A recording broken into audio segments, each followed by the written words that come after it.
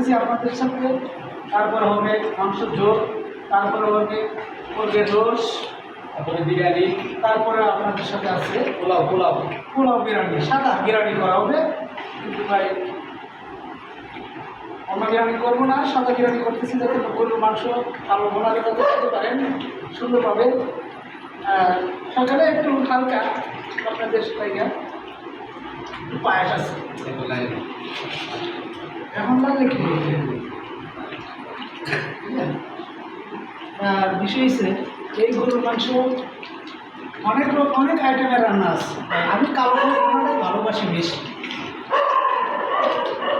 সেই জন্য আমি কালো ভোনাটাই করতেছি।